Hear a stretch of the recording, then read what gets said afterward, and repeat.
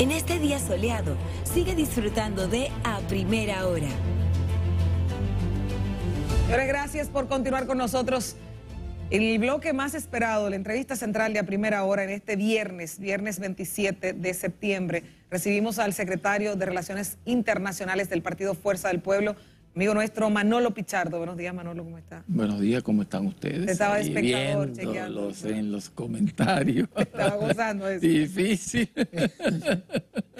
Manolo. O sea, que no sé por dónde empezar con Manolo porque se han tocado tantos temas, pero voy a empezar con uno del tema social dominicano, de lo que está pasando. Usted ha visto la presentación del presidente Luis Abinader ante la Asamblea General de Naciones Unidas, el hilo de su discurso, los temas que se ha abordado, su perspectiva con relación a esto, sobre todo que nosotros hemos dicho, República Dominicana se está enfocando más en Haití que cualquier otro tema que tal vez nos ayude a impulsar otros temas nuestros. Bueno, mira, el presidente suele ir a estos eventos a repetirle el discurso de toda la vida, de siempre. Ha ido varias veces, dice lo mismo, aborda el tema haitiano, en fin, pero en la práctica lo que ocurre en la República Dominicana con el tema haitiano es una desidia. El gobierno trata con desidia o complicidad. Digo complicidad porque yo antes pensaba que todo aquello de la fusión, que todo aquello que se decía era de parte de la especulación y de sectores ultraconservadores, en fin, pero bueno, con las cosas que uno ve, parece que esto tiene algo de cierto.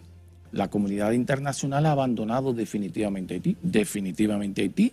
La escaramuza de los soldados kenianos, eso no tiene ningún impacto. Imagínate que no lo tuvo la MINUSTAH. ¿Qué impacto tendrá que haya 300 soldados de Kenia en Haití, cuando en Kenia hay un problema muy serio que no pueden controlar su población? Entonces, uno nota como que el gobierno anda trabajando en complicidad con algunos países que parece ser que quieren que el problema haitiano lo resuelva la República Dominicana. Así es. ¿Cómo lo resolvemos? Bueno, dejando que todos entren, dejando que en la isla, que tiene 22 millones de habitantes, vivan en un solo estado, con el impacto que tendría aquello, el empobrecimiento de toda la isla, de todos los ciudadanos, el descalabro de la economía, el retroceso del desarrollo que vive la República Dominicana. Porque aquí hay lo siguiente, nosotros tenemos más de 50 años creciendo a un promedio de un 5%. Nosotros somos el país de mayor crecimiento en América Latina, el país de mayor crecimiento. Ahora hemos reducido, ahora estamos en la retaguardia porque somos el país que menos crece de nuestra subregión, que es Centroamérica. A pesar de todo lo que diga Luis Abinader, está mintiendo. Estamos en la retaguardia. Pasamos de estar adelante a estar atrás. Bueno, pero no importa. Aquí se crearon las condiciones para que las fuerzas productivas, ¿no?, maduraran, se desarrollaran, y a pesar de un mal gobierno que se haga, como por inercia las fuerzas productivas siguen funcionando. Y por eso el país ha venido desarrollándose y se calcula que nosotros seríamos un país de primer mundo en los próximos 20 años, si seguimos el crecimiento promedio que hemos tenido durante los últimos 50 años. Pero si ocurriese lo que pretenden, que ya creo que lo pretenden algunas naciones, ¿verdad?, sobre todo occidentales, de que esto se fusione, entonces todo lo logrado se perderá. Todo el esfuerzo de la República Dominicana. No, eso creo que va a ser perderá. Imposible. Perdóname para yo decirlo así, pero yo no creo que aquí fue con mucha sangre y con mucho sacrificio que se logró una República Dominicana independiente de Haití. Lo que pasa es que si nosotros lo vemos de manera local y no lo vemos en términos geopolíticos y no tenemos una visión global de las cosas, lo vemos así. Pero ocurre que Kosovo, siempre lo menciono, Kosovo era territorio serbio. Era una provincia serbia. Y se vinieron metiendo los albaneses. Y se vinieron entrando los albaneses, los migrantes, porque en Albania había mucha situación de pobreza. Fueron llegando, llegó un punto en que se convirtieron en mayoría. ¿Y qué pasó? Pidieron la independencia. ¿Y qué hizo la comunidad internacional? Le otorgó la independencia y metieron preso al presidente serbio que murió en la cárcel por defender el territorio suyo. Entonces la comunidad internacional favoreció la independencia de una provincia. Entonces, ¿qué está ocurriendo aquí? Aquí está ocurriendo que hay muchas comunidades en donde los haitianos son mayoría. Es más, mira, en el sector agrícola son mayoría, desplazaron la mano de obra dominicana. En el sector construcción han desplazado la mano de obra dominicana. Ahora ocurre, para sorpresa de muchos, que el sector turismo también está siendo ocupado por mano de obra extranjera, sobre todo haitiana, de manera dominante. Son mucamas haitianas, son los que trabajan en recepción, son los camareros, son los maleteros, en fin. Y yo vi recientemente que estuve en Punta Cana hace algunos 15 días, tú caminas por la calle y no hay dominicanos. No, es que no hay dominicanos. Entras al hotel y tú el que te sirve es haitiano. Bueno, entonces, ¿dónde está el empleo dominicano? Que por cierto, o sea, ¿qué es lo que está pasando? Es una cosa grave. Sí, hay una promoción, valga la mención, del Ministerio de la Mujer de ayer, que la tuvieron que tumbar, donde presentaban a dos mujeres que dicen que son haitianas, porque no hablaron, era una promo promoviendo el trabajo, el emprendedurismo, y lo tuvieron que quitar porque decía, ustedes están promoviendo el trabajo entre haitianas y no a la dominicana, una cosa No, pero se increíble. Está promoviendo en realidad. Es que, ¿dónde está el 80-20? ¿Cómo que se aplica en la República Dominicana? Que establece la ley laboral. El 80-20 es 80 haitianos y 20 dominicanos. Pero cuando lo ves, óyeme, yo siempre digo, tú solo tienes que hacer una auditoría visual. Independientemente de los números que hay ahí, que tú lo puedes contactar, hay también la simple auditoría visual. La gente camina y ve y se da cuenta. Bueno, en los sectores donde nosotros vivimos, cuando tú sales por la mañana, por las aceras, ¿quiénes son los que caminan? ¿Dominicanos? No hay dominicanos. No hay. Tú encontrarás uno, dos o tres de papás que van llevando a los niños al colegio, en fin, pero todos son haitianos. Que están trabajando en la construcción, que están trabajando en las casas como servidoras domésticas, en fin, pero son haitianos. Entonces es una situación bastante grave lo que está viviendo la República Dominicana con el tema migratorio. ¿Cómo valora el discurso de Edgar, el presidente de la Comisión de Transición Presidencial de Haití, ayer frente a las Naciones Unidas? No vi el discurso, no puedo valorarlo porque no lo vi. Tendría que verlo para emitir un juicio, pero no lo vi. Ahora yo sí paso entonces de la comunidad internacional y sabiendo que tenemos al secretario de Relaciones Internacionales de la Fuerza del Pueblo. Ayer María Corina Machado, que es la voz opositora de la protesta en Venezuela, hizo un llamado nuevamente a una protesta, a hacer enjambres para mañana 28. Manolo, hubo un comunicado, sabemos la situación del ataque que sufrió no la Fuerza del Pueblo, la figura del doctor Leonel Fernández por haber ido a ser observador en las elecciones, y más que por ser observador, porque se sintió una postura neutra ante lo que el país, República Dominicana y otras naciones del mundo llamaban a que había sido algo irregular. Centro Carter y otras figuras dijeron que hubo irregularidades. ¿Qué tú crees que pasa con Venezuela? ¿Cuál es el destino o el futuro de Venezuela tras casi 2 meses que se cumplen mañana de unas elecciones donde todavía no se han presentado las actas por parte del Consejo Nacional Electoral? No sabía que el Centro Carter había dicho que hubo irregularidades. El Centro Carter lo que pidió fue lo que hizo Leonel Fernández y hizo Zapatero. Bueno, Zapatero no firmó el documento, lo firmó el expresidente de Colombia, Samper, pidiendo que se mostraran las actas. Ahora, te diré lo siguiente. En Venezuela no se da un simple proceso electoral. En Venezuela es un punto de una diríamos, crisis geopolítica. Aquí hay 2 bandos en el mundo que se están disputando, diríamos, un grupo, la preservación de la hegemonía, y otro grupo que quieren ser hegemónicos. Occidente, el occidente político le llamo yo, porque ahí hay países que no son geográficamente occidentales, como Japón, Corea, Australia, pero se inscriben en Occidente y responden a los lineamientos de Occidente que lidera Estados Unidos. Un paréntesis antes para corregirte la parte del Centro Carter, el 30 de julio emitieron la declaración sobre el tema de las elecciones y te cito solamente 2 cosas. Dice que no se adecua a los parámetros y estándares internacionales de integridad electoral, no puede ser considerada como democrática.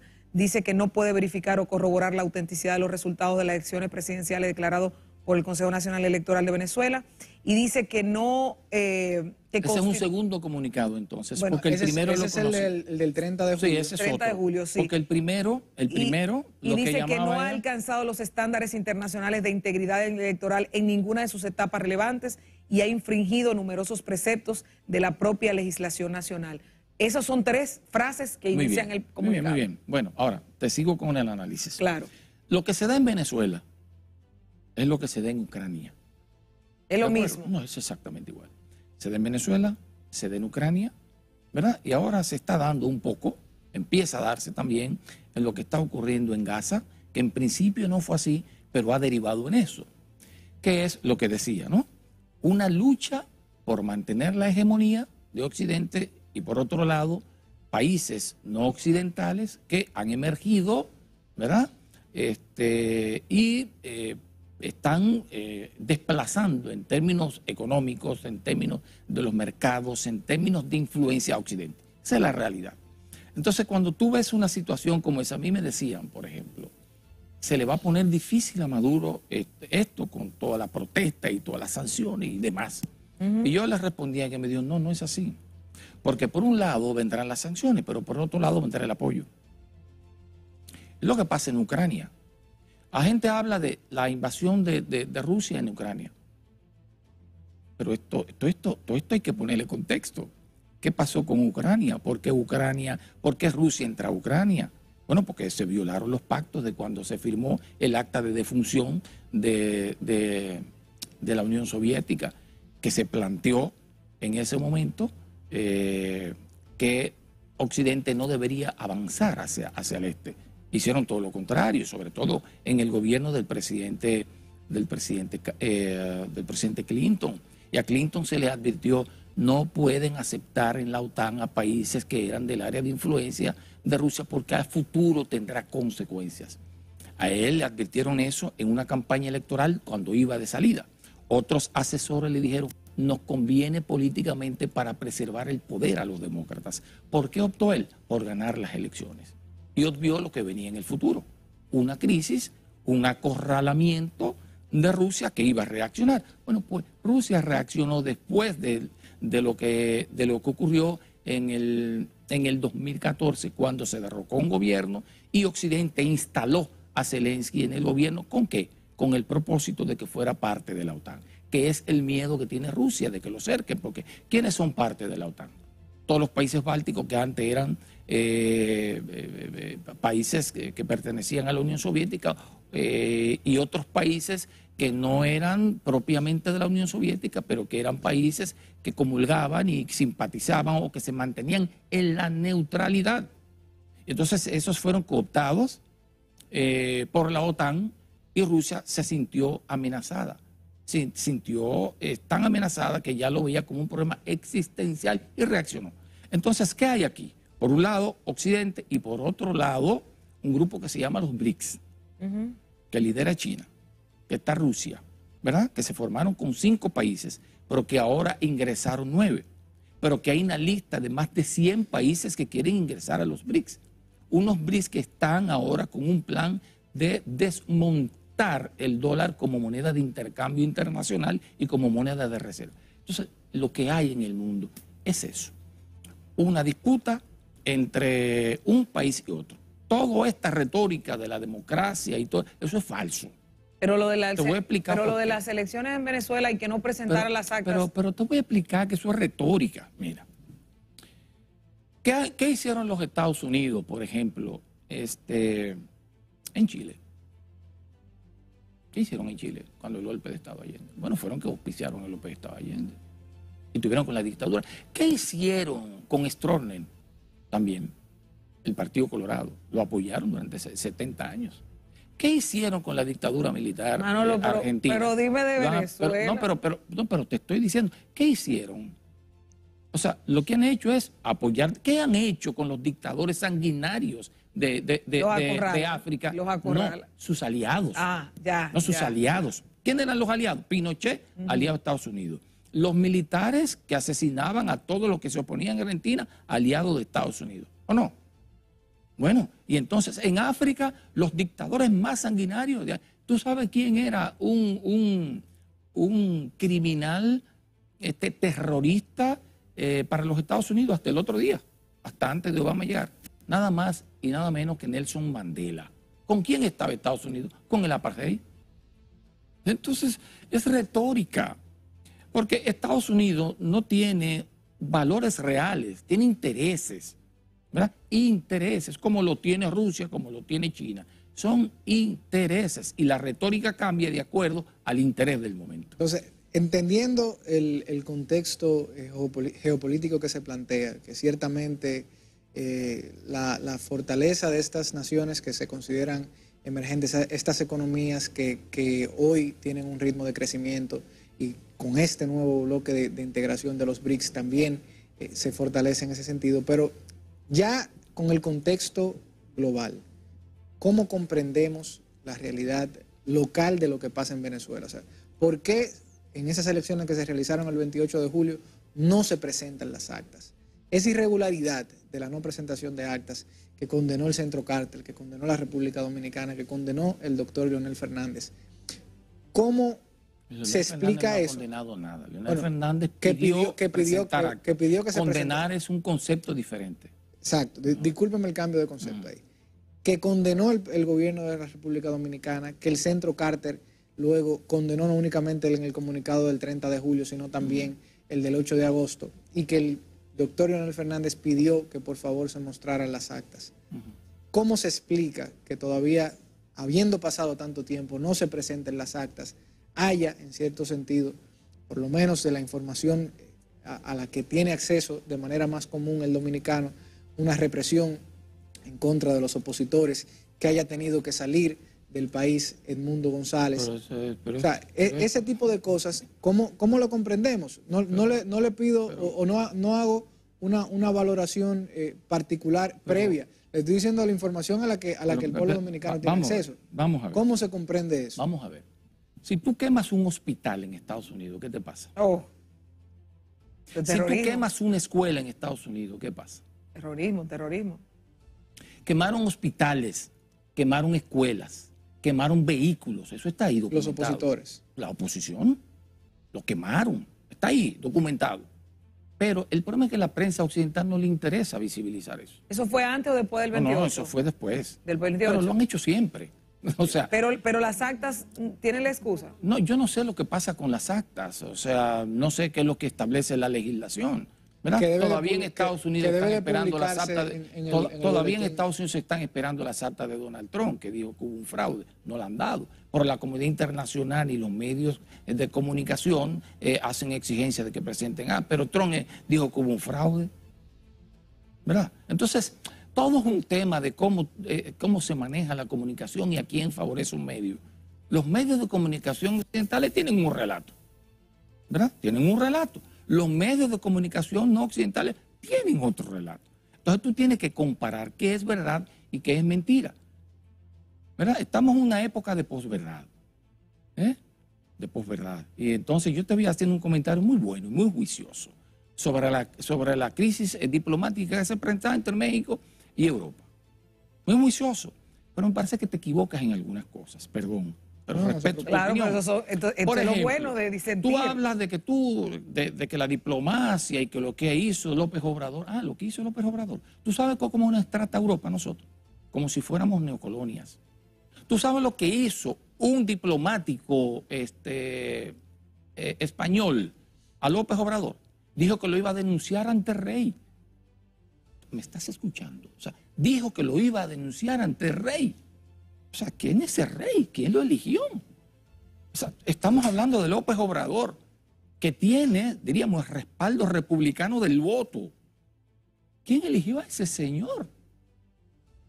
No es así. O sea, López Obrador, como tú bien decías, ha pedido, vamos a reconciliarnos. Me parece legítimo. Hay muchos españoles, incluso del Congreso y políticos, que han dicho, lo que ha planteado López Obrador es bien, está bien, vamos a reconciliarnos, vamos a olvidar todos aquellos atropellos, porque ¿qué es lo que pasa ahora? Ahora hay un relato prohispánico que quiere que nosotros olvidemos todo lo que pasó.